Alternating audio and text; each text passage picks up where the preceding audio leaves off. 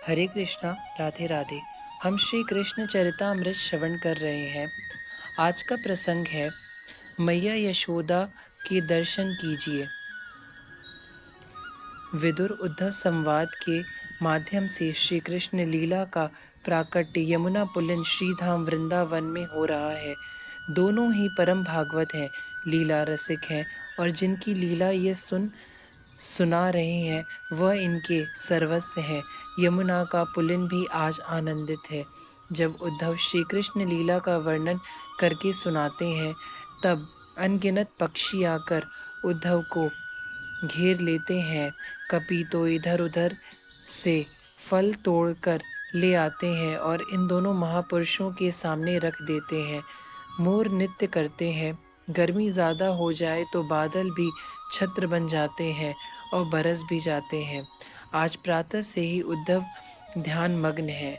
कन्हैया की लीला आज चल पड़ी है इनके हृदय में। विदुर जी ने इस ध्यान को उद्धव को उठाया और बड़े प्रेम से बोले, उद्धव, हमें भी उस लीला सिंधु के अवगाहन करना है।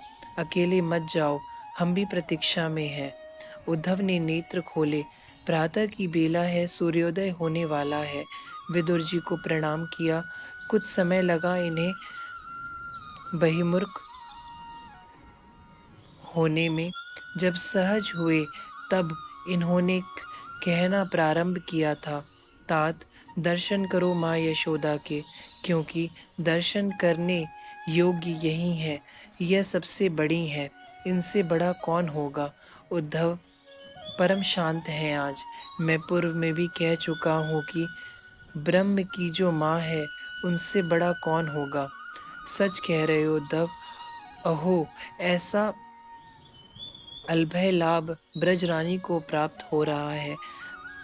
ब्रह्मांड का दर्शन मुख में ब्रह्म की एक झलक के लिए अनंत काल से ऋषि मुनि तप कर रहे हैं। उस ब्रह्म को गोद में बिठाकर खिला रही हैं ये ब्रजेश्वरी।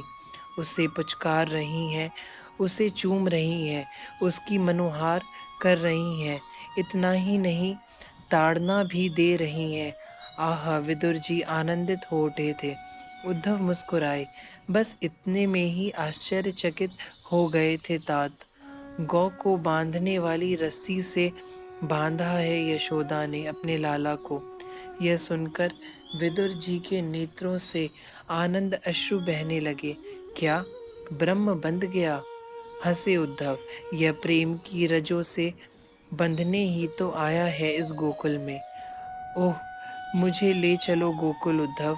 मैं उसी नंदालय में जाना चाहता हूँ और ब्रजेश्वरी के सामने ठुमक ठुमक नाचते हुए उस शिशु ब्रह्म को देखना चाहता हूँ जो प्रेम रस का प्यासा है। हाँ उद्धव, वो प्रेम को पीने ही आया है, इसलिए अवतार लिया है इसने। नहीं तो और कोई कारण मुझे तो समझ में नहीं आता। विदुर जी की बातें सुनकर उद्धव बहुत प्रसन्न हुए। चलिए तात, उस नंद नंदन की मैया यशोदा के दर्शन कीजिए। गोकुल है यह, ब्रज क्षेत्र का गोकुल गांव। यहाँ सब ब्रह्म है।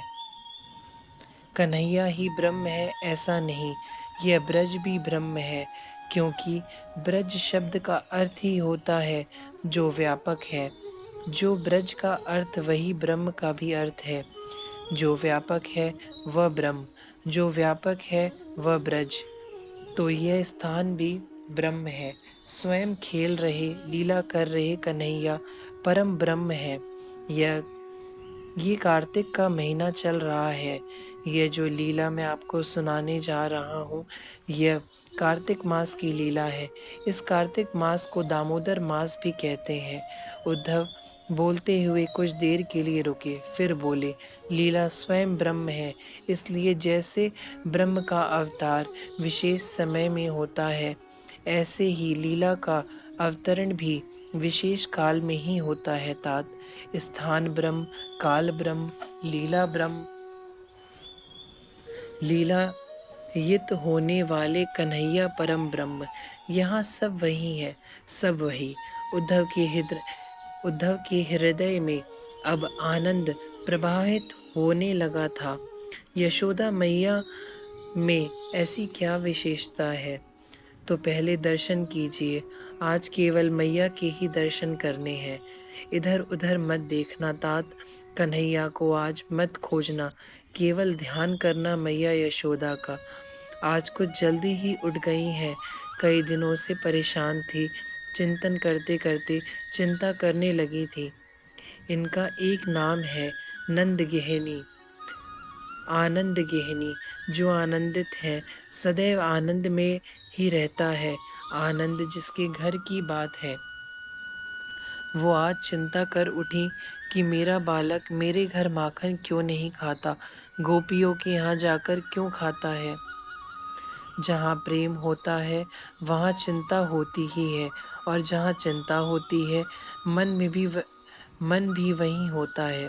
उद्धव बोले, ओह, अब समझी मैं। मेरे घर का माखन तो दास दासियां निकालती हैं, पर गोपियां तो अपने घर में बड़े प्रेम से स्वयं ही माखन निकालती हैं। तो मेरे लाल को ब्रजरानी समझ गई, सब समझ गई कि लाल के लिए अब स्वयं ही माखन निकालना होगा। इसलिए आज कुछ जल्दी ही उठ गई है। यह स्नान किया, श्रृंगार किया, इत्र फुलेल लगाया, वेणी बनाई है, उसमें गजरा लगाया है। इतना श्रृंगार क्यों? विदुर जी ने पूछा।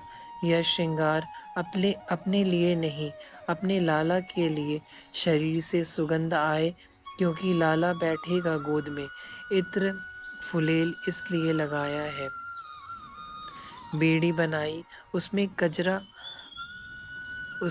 गजरा लगाया है, इसलिए कि कन्हैया जब कुछ रोष प्रकट करता है तो सबसे पहले मैया की चोटी ही खींचता है।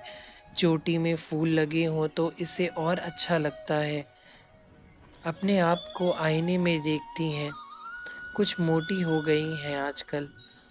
हो नहीं गई हैं, ये मोटी बनी हैं। उद्धव बोले, क्यों? विदुर जी ने पूछा।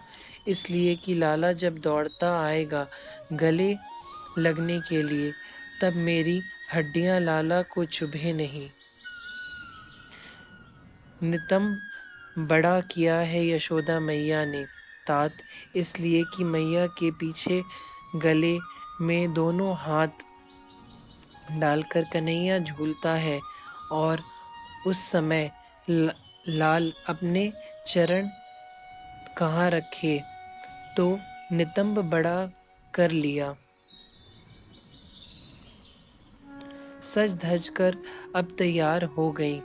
बाहर आई तो देखा दास दासी सब लगे हैं। सबसे पहले तो इन सबको हटाया और अन्य कामों में लगा दिया। फिर माखन की मटकी में दही भरकर बैठ गई। आराम से बैठी हैं और राई चलाने लगी। अपने हाथों से गंधा नामक गाय का दूध यह ब्रजरानी स्वयं धोती हैं। उसी को रात में जमा देती। उसी जमे हुए दही का यह अभी मंथन कर रही हैं। राई तेज चलाने के कारण अब वेड़ी में लगे फूल गिरने लगे थे, और गिर रहे थे नंद रानी के चरणों में। पता है तात, पुष्प भी सोचने लगे, ओह, ब्रह्म की माँ है ये, हम इनके सिर में रहने लायक कहाँ।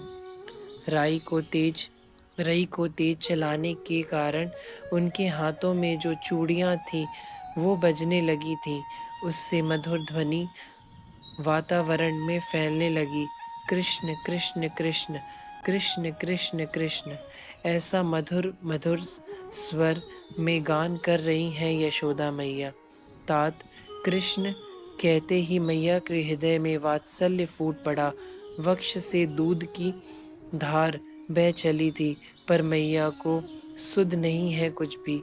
वह बस लगातार रई को चलाए जा रही है। ब्रजरानी की दोनों भुजाएं कमल नाल के समान सुंदर लग रही हैं, और वह कभी मुस्कुराती तो कभी गंभीर हो जाती। मुस्कुराती तो तब थी जब कन्हैया के बाल चापल्य लीलाओं का स्मरण करती। उस समय खो जाती, दधि मंथन करना भी भूल जाती। फिर जब देह भान होता तब गंभीर हो, फिर रई चलाने लगती। कहीं मेरा लाला जग ना जाए, और जगेगा तो माखन मांगेगा, जगते ही माखन चाहिए उसे। इसलिए अब यह शीघ्र कर रही हैं। परिश्रम ज्यादा हो गया, स्थूल शरीर भी है इनका, इसलिए पसीने बह रहे हैं। हरे कृष्णा, राधे राधे।